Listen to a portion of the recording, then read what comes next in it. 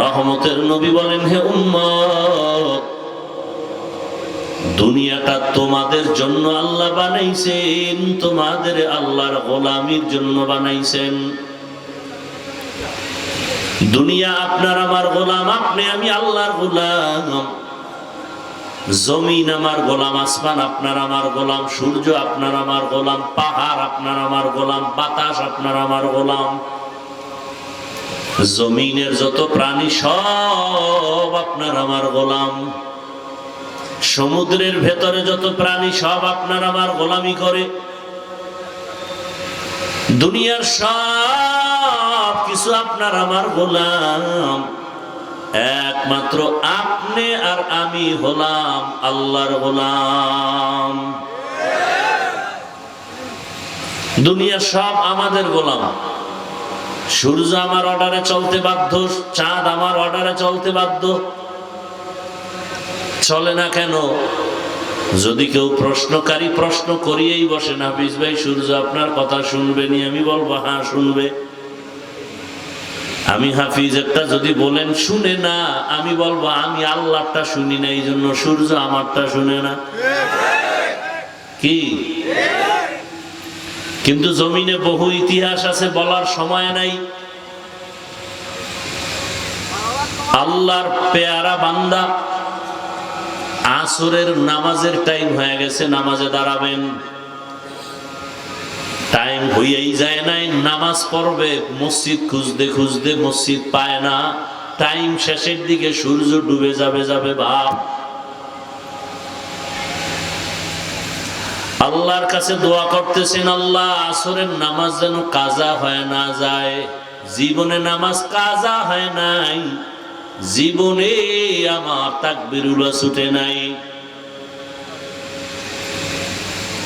হিসাবে দেখে সূর্য 5 মিনিটে ডুবে যাবে, কিন্তু ওযু বানাইয়া 4 রাকাত নামাজ পড়িয়াও দেখে সূর্য আগের জায়গায় আছে। খাকো বাদো আবু আতিশ বান্দান বামানো তু মুর্দাবা হক জিন্দান। দুনিয়ার সব আপনার আমার গোলাম। ছোট একটা উদাহরণ দেই। আপনাদের এই গ্রাম অঞ্চলের মধ্যে গরু দিয়া হাল চাষ হয়নি? যারা চাষি, লাঙ্গল জোয়াল নিয়ে চাষাবাদ করে, তারা কত বড় ডিগ্রিওয়ালা? জবাব দিতে হবে। সাধারণ মানুষ। কি? লেখাপড়া তেমন নাই, বুঝেন, ভালো করে বুঝেন। আপনি মনে করবেন এটি একটা ওয়াজ হইল। আপনি কি বুঝাতে চান? ওয়াজের মাকসাদ কি? ওয়াজের উদ্দেশ্য কি? মানুষকে ইতিহাসবিদ বানানো? একজনে প্রশ্ন করছে, খুব একটা কথাও যেন ছুটে না যায়। একজনে প্রশ্ন করছে, কোরআনের মধ্যে বিজ্ঞান আছে নি? কয় হ্যাঁ আছে। কোরআনের মধ্যে দর্শন আছে কিনা? বলে আছে। কোরআনের মধ্যে হিকমত আছে? বলে আছে। ফালসাফা আছে নি? আছে। কোরআনের মধ্যে চিকিৎসা আছে কিনা? আছে। কয় তাহলে এগুলো কেন দিছেন আল্লাহ? মানুষ কি চিকিৎসক বানাবার জন্য? কয় না। বিজ্ঞানী বানাবার জন্য? কয় না। দার্শনিক বানাবার জন্য আল্লাহ দিছেন? কয় না। আল্লাহ যদি কোরআনে বিজ্ঞানের কথা বলে থাকেন হেদায়েতের জন্য, আল্লাহ যদি কোরআনে দর্শনের বয়ান করে থাকেন তাও হেদায়েতের জন্য। যালিকাল কিতাবু লা রাইবা ফীহি হুদাল লিল মুত্তাকিন। তাহলে হেদায়েত পায় না কেন বিজ্ঞানী? কয় হেদায়েত তো পাওয়ার আগে শর্ত আছে, মুত্তাকিন ছাড়া কেউ হেদায়েত পাবে না।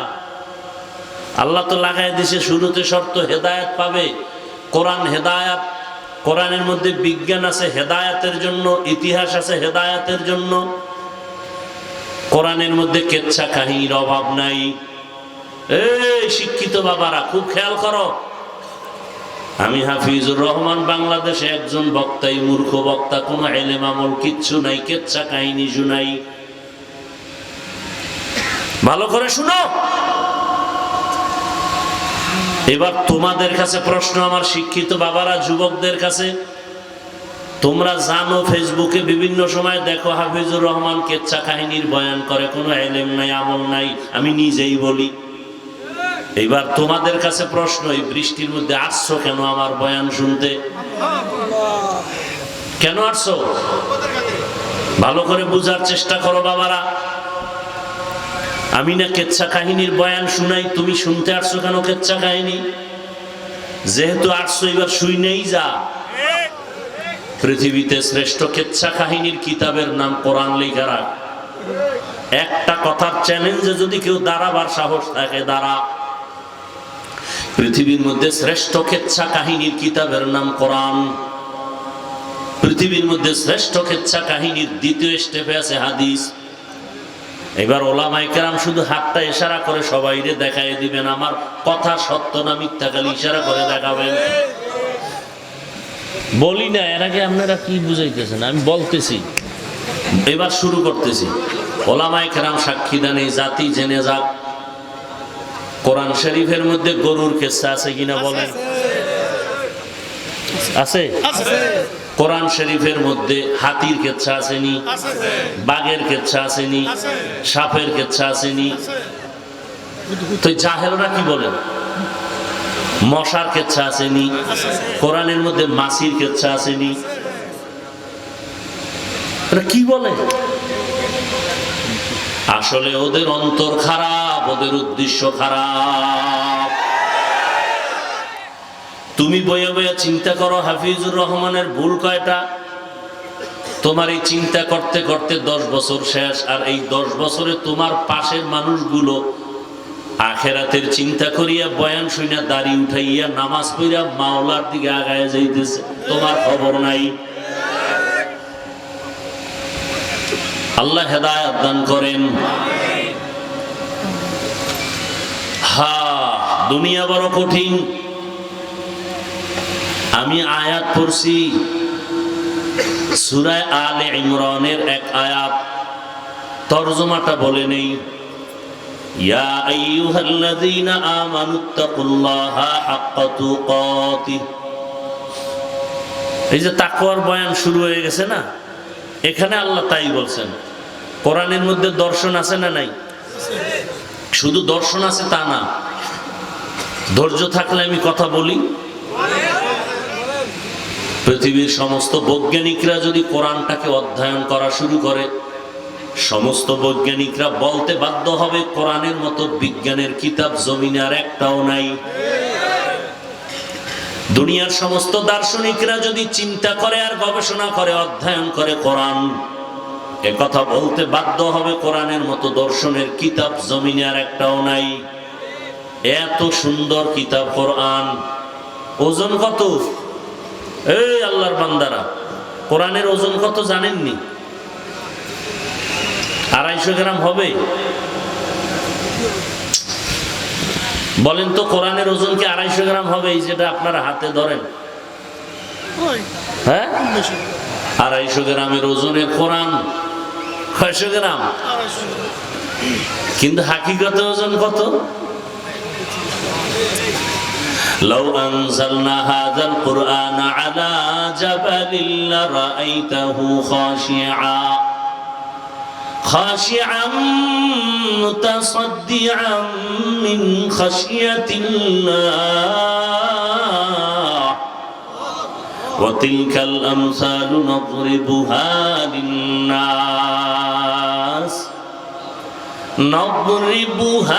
লিন-নাস লাআল্লাহুম ইয়াতাফাক্কারুন।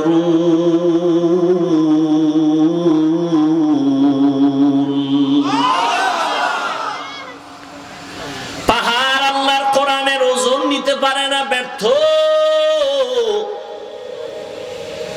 জমিন বলে আমি পারবো না। দুনিয়ার সব ব্যর্থতা প্রকাশ করে দিল, দুর্বলতা প্রকাশ করে দিল। আল্লাহ তাআলা এই কোরআন মানুষের দিয়ে দিলেন, যাও ওজনটা নিয়ে তোমরা বহন করো। বুঝেন ভালো করে, 250 গ্রাম ওজনের কোরআনটা হাকিকতে ওজন কত ভালো করে বুঝার চেষ্টা করেন। আল্লাহ তাআলা এমন এক ব্যক্তির কাছে কোরআনটা অর্পণ করলেন, যেই ব্যক্তিটাকে আল্লাহ কঠিন ভাবে তৈরি করে নিয়ে গেলেন। আল্লাহু ইয়াজতাবি ইলাইহি মাইয়ুনিব ইলাইহি মাইয়াশা। আল্লাহ তাআলা বলেন, আমি চয়ন করে নিলাম সমস্ত মাখলুকতের মধ্য থেকে। কেমন ভাবে তারে আমি তৈরি করেছি জানো? আসার আগেই তাকে এতিম বানায় দিলাম। 6 বছরে মা নিয়ে নিলাম, 8 বছরে দাদাও চলে গেল। তারে কেমন ভাবে তৈরি করতেছি দেখ। এগুলো কেন করেছি জানো? দুনিয়ার কোন বেঈমানের বাচ্চারা যেন বলতে না পারে মোহাম্মদ বাবার বাহাদুরি দেখায়, মোহাম্মদ মায়ের পাওয়ারে পাওয়ার দেখায়, মোহাম্মদ দাদার পাওয়ারে পাওয়ার দেখায়। বেঈমানেরা যেন বলতে না পারে। আর অন্যদিকে সবক মোহাম্মদও যেন গায়রুল্লাহর নির্ভরশীল না হয়। মোহাম্মদ যেন এক আল্লাহর উপরে ভরসা করে চলেন। এজন্য বাবা চলে গেলেন, 6 বছরে মা, 8 বছরে দাদা চলে গেলেন। সেই নবীকে কত জ্ঞান দিয়ে আল্লাহ বানাইছেন। আম্মা জান আমেনা বলেন, দুনিয়ার মা বাচ্চা গর্ভে নিলে মাথা ব্যথা করে, পেট ব্যথা করে, অসুস্থ। আমি আমেনার এগুলো কিছুই হয় নাই। দুনিয়ার মা বাচ্চা প্রসবকালে কান্না করে, রক্ত যায়। আমি আমেনার কিছুই হয় নাই। দুনিয়ার গর্ভের বাচ্চাগুলো খতনাবিহীন আসে, আমার সন্তান মোহাম্মদ খতনা করা অবস্থায় আসছে। দুনিয়ার বাচ্চারা দুনিয়াতে এসে কান্না করে, আর আমার সন্তান মোহাম্মদ দুনিয়াতে এসে আল্লাহর প্রশংসা করেছে। কেমন মায়ার নবী!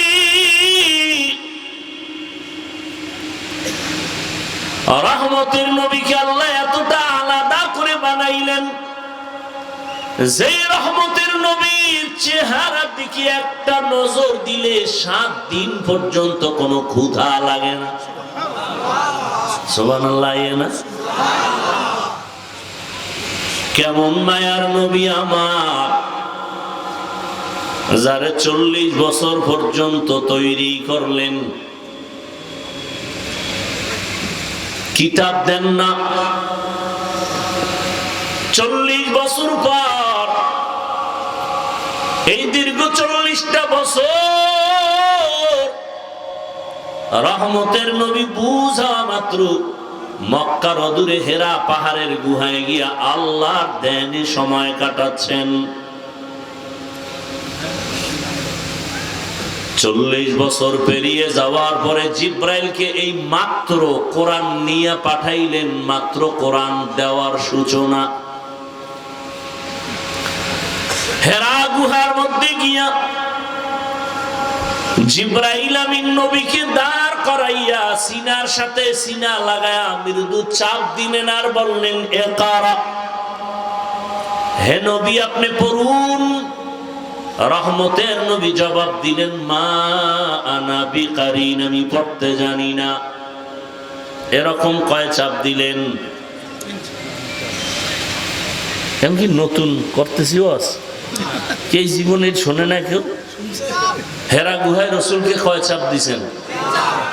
এত ভিআইপি মন লইয়া বসলে কি আর ওয়াজ আর কলবে যাবে? রহমতের নবী প্রথম চাপে বললেন, আমি পড়তে জানি না। আবার হালকা চাপ দিলেন, একই জবাব। এইবার খুব জোরে চাপ দিলেন। আল্লাহ নিজে কোরআনে বলেন, লা তুহাররিক বিহি লিসানাকা লিতাআজালা বিহি ইন্না আলাইনা জামাআহু ওয়া কুরআনা। নবী আপনি জিহ্বা নাড়ায় নাড়ায় মুখস্থ করার কষ্ট করেন না, আমি এমনি সিনার মধ্যে কোরআন জমা করে দিব। নবীরে কষ্ট পাইতে নিষেধ করে, আর সেই নবীরে এমন জোরে চাপ দিছে, নবী বলেন 3 নাম্বার চাপটা যখন দিছে মনে হয় আমার মরণের কষ্ট শুরু হয়ে গেছে। বুখারীর বার এত চাপ, মনে হয় আমি অসুস্থ, শরীরের ডিগ্রি ছাড়া জ্বর। এবার আপনার একটু জানা থাকলে জবাব দেন, এই যে মাত্র 40 বছর পরে রসুলের উপরে কোরআন নাজিল শুরু হইল, পুরা কোরআনটা রসুলের কাছে আসতে পুরা কোরআন সময় লাগছে কয়দিন বলেন? 250 গ্রাম ওজনের কোরআন, রহমতের নবী, কত জ্ঞানের অধিকারী আমার নবী, সারা দুনিয়ার সকল বিজ্ঞানীর মহাবিজ্ঞানী আমার নবী, সকল দার্শনিকদের মহাদার্শনিক আমার নবী। সেই নবীর কাছে কোরআন আসতে 23 বছর যদি লাগে, তুমি সেই কোরআনটা রাতারাতি বাংলা পড়া তাফসীর করবা, এটা প্রলাপ ছাড়া কিছু হতে পারে না।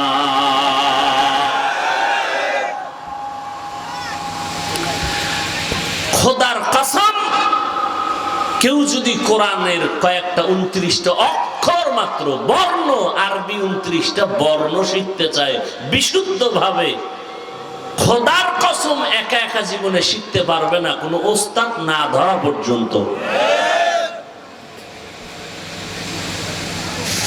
ওস্তাদ ধরতে হবে, চাই আপনি 3rd ক্লাসের ওস্তাদ ধরেন, কারণ আপনি যত চেষ্টা বাংলা বইরা ইংরেজি বইরা কোনোদিন কফ শেখা হবে না, আইন শেখা হবে না, হবে? তাহলে 29 অক্ষর শিখতে যদি ওস্তাদ লাগে, তাফসীর শিখবেন একা একা। এই কোন জগতের পাগলামি শুরু করবেন? এত সোজা মনে করলেন কোরআন? এত সোজা? 29টা অক্ষর শিখতে যদি শিক্ষক লাগে, আল্লাহ হেদায়েত দান করুন। তো রসুলের কাছে কোরআন আসতে 23 বছর লাগছে, আর সেই কোরআনের ব্যাখ্যা হাদিস, সেই হাদিসের ব্যাখ্যা সাহাবায়ে কেরামের ইজমা, সাহাবায়ে কেরামের ইজমার মাল ইখতিলাফ বুঝার জন্য লাগে মুজতাহিদ ইমামগণের কিয়াস। কোরআনের একটা লাইনের নাম দর্শন, কোরআনের এক লাইনের নাম তাফসীর, কোরআনের আরেকটা লাইনের নাম মানতিক, কোরআনের আরেকটা লাইনের নাম হলো ইলমে নাহবু, ইলমে সরফ। এক একটা লাইনে জীবন কাটাবেন, সীমানায় বুঝতে পারবেন না, এত ইলম। নবী খুশি হয়ে কয়, আল্লাহ আমারে সব ইলম দিয়া দিবেন, উতিতু ইলমাল আউয়ালিন আল আখিরিন। আল্লাহ কয়, না না নবী, আপনারে কি দিছি জানেননি? মা উতিতুম মিনাল ইলমি ইল্লা কালিলা, আমার ইলমের ভান্ডার থেকে সামান্য ইলম আমি আপনাকে দিয়েছি। নবীরে আল্লাহ কয় সামান্য দিয়েছি, তাহলে এবার বুঝেন তো কত ইলম আল্লাহর কাছে জমা। এবার আল্লাহ কয়, ইলম আমি আটকাইয়া রাখি না, দরজায় দরজা খোলা, যে চাইবে তারে দিব, আপনারেও দিব, চাইতেইব। নবী কয় কেমনে চাবো? আল্লাহ চাওয়া শিখায়, সবসময় পড়বেন রব্বি জিদনি ইলমা। নবীও শিখতেছেন, পড়তেছেন রব্বি জিদনি ইলমা, রব্বি জিদনি ইলমা। রহমতের নবী বলেন, আল্লাহুম্মা ইন্না নাসআলুকা ইলমান নাফিআ ওয়া রিজকান ওয়াসিআ ওয়া শিফাআন মিন কুল্লি দা। ও আল্লাহ, তুমি আমাকে ইলমে নাফি' দান করিও। শয়তানের কাছেও তো ইলম আছে, ওই ইলমেটা ইলমে নাফি' না, উপকারী ইলম না। তুমি আমারে উপকারী ইলম দান করিও। শয়তানের ইলমের দ্বারা মানুষ ক্ষতিগ্রস্ত হয়।